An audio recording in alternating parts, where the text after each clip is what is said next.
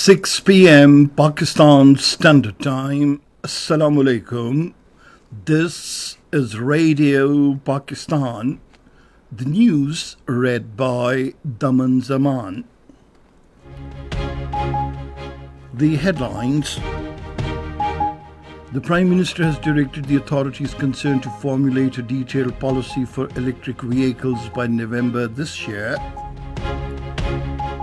The chairman, Pakistan People's Party, speaking in the National Assembly today, termed Pakistan Tehreek-e-Insaf founder's recent statement as an attack on democracy.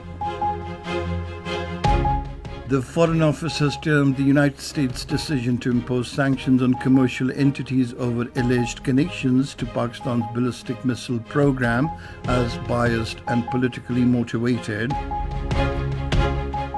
China has reaffirmed unfettered commitment to support Pakistan on its territorial integrity and sovereignty. In the Indian illegally occupied Jammu and Kashmir, the occupation troops, in their fresh act of state terrorism, martyred 3 youth in Baramulla district. A meeting of Muslim and European countries hosted by Spain has called for a clear schedule to implement a two-state solution to the Israel-Palestine conflict. And now the news in detail. The Prime Minister Mohammad Shahbaz Sharif has instructed the relevant authorities to formulate a detailed financial framework and policy for electric vehicles by November this year. Presiding over a meeting in Islamabad, the Prime Minister directed that essential consultations be held with the Finance Ministry, the State Bank of Pakistan, and all the provinces and relevant stakeholders concerning the electric vehicles policy. Shahbaz Sharif said the government is prioritizing the promotion of electric vehicles in the country. He said these vehicles will not only conserve valuable foreign exchange by reducing imports of petrol and diesel, but also offer environmental benefits. The Prime Minister announced plans to distribute e-motorbikes to outstanding students of government educational institutions. He said all the federal government institutions would exclusively purchase electric motorbikes to conserve national resources. The chairman, Pakistan People's Party, Bilawal Bhutto Zardari, has termed Pakistan Tehreek-e-Insaf founder's statement as an attack on democracy. Taking the floor, he said yesterday's statement of Pakistan Tehreek-e-Insaf's founder is an attack on every constitutional institution. He, however, proposed that the Pakistan Tehreek-e-Insaf should probe the matter of whether it was a statement from the PTI founder or from anyone else. Bilawal Bhutto Zardari said Pakistan Tehreek-e-Insaf founder attempted to target the sitting Chief Justice of Pakistan and the Chief of the Army Staff. He said Pakistan Tehreek-e-Insaf founder will have to face the consequences of his provocative statement. The Foreign Office spokesperson Mumtaz Zahra Baloch has said Pakistan considers the United States' decision to impose sanctions on commercial entities over alleged connections to Pakistan's ballistic missile program as biased and politically motivated. In response to media inquiries about the American decision, she said similar listings of commercial entities in the past were based on mere suspicion. The spokesperson said double standards and discriminatory practices undermine the credibility of global non-proliferation regimes, increase military asymmetries, and endanger international peace and security. The Minister for Privatization, Abdul Aleem Khan, has said Pakistan offers vast investment opportunities in the fields of agriculture, livestock and minerals. In a virtual address at the World Investment Conference in Beijing, the minister said transport, infrastructure, energy and communication sectors have significantly been improved under China-Pakistan Economic Corridor project.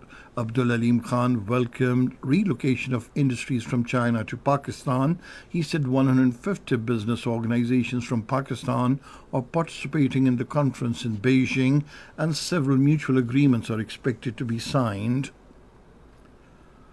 The ninth round of Pakistan-China bilateral consultations on arms control and non-proliferation was held in Islamabad. The two sides held in-depth discussions on the entire spectrum of arms control and non-proliferation issues. They discussed global and regional security and emerging technologies, including cybersecurity, artificial intelligence, outer space, and bilateral cooperation in peaceful application of nuclear technology. A delegation of the Oil Marketing Association of Pakistan met the Minister for Commerce Jam Kamal Khan in Islamabad today to discuss the expansion of fuel oil marketing in Balochistan. The discussions focused on increasing the presence of licensed fuel stations across the province, aiming to provide quality products and better services to the local population. The Commerce Minister suggested that each oil company should have at least 2 to 3 fuel stations in each district of the province to boost business activities and create employment opportunities. He also reaffirmed the federal government's full support for the Oil Marketing Association's plans. China has reaffirmed unfettered commitment to support Pakistan on its territorial integrity and sovereignty. This was expressed by the Vice Chairman of the Central Military Commission, General He Wei-dong, and Chief of the Central Military Commission Joint Staff Department, General Liu Zhangli, during separate meetings with the Chairman Joint Chiefs of Staff Committee, General Sahir Shamshad Mirza, in Beijing.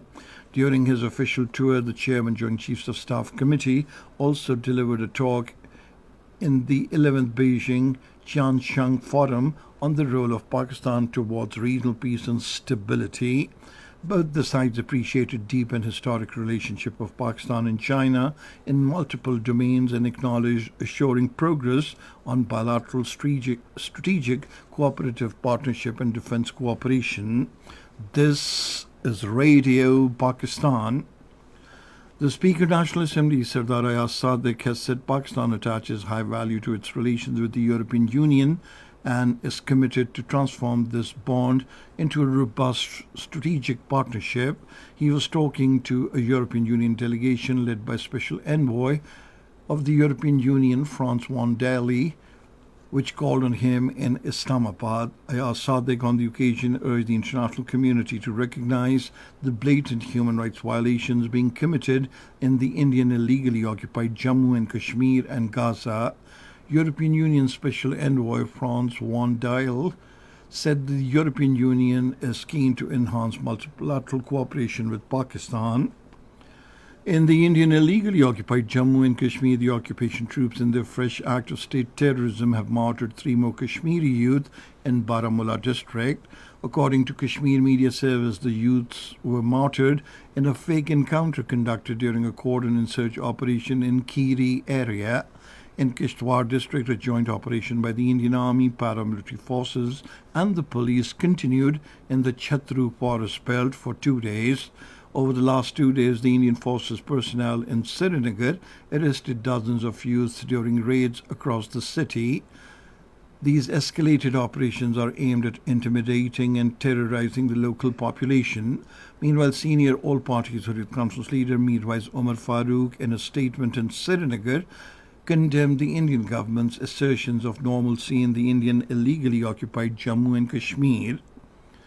A meeting of foreign ministers of several Muslim and European countries hosted by Spain in Madrid has called for a clear schedule to implement a two-state solution to the Israel-Palestine conflict.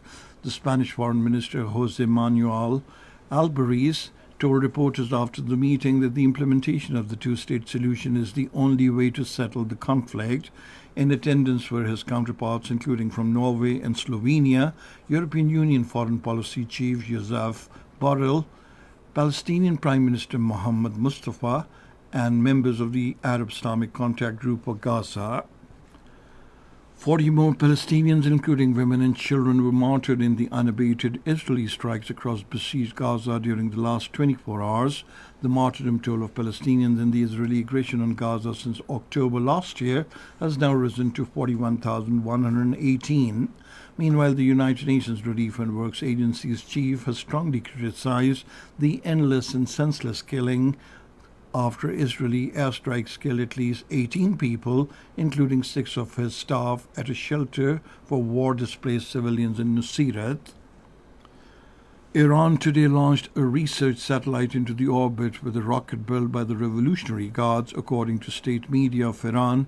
The Shamran-1 satellite, which was launched into space by the Qaim 100 satellite carrier, and its first signals have been received. The solid fuel carrier was designed and built by the Aerospace Force of the Revolutionary Guards. And now hockey. In the Asian Champions Trophy hockey tournament in China, India beat Pakistan by 2-1 at Mochi today. Pakistan have already qualified for the semi-finals. And finally, the weather report. Mainly hot and dry weather is expected in most parts of the country during the next 12 hours. However, rain with wind and thunderstorm is likely at isolated places in Upper Khyber Pakhtunkhwa. And that is the end of this news bulletin. For more news and analyses, log on to our website, radio.gov.pk, and you can also watch live video streaming of our bulletins on the link, facebook.com/Radio Pakistan News Official.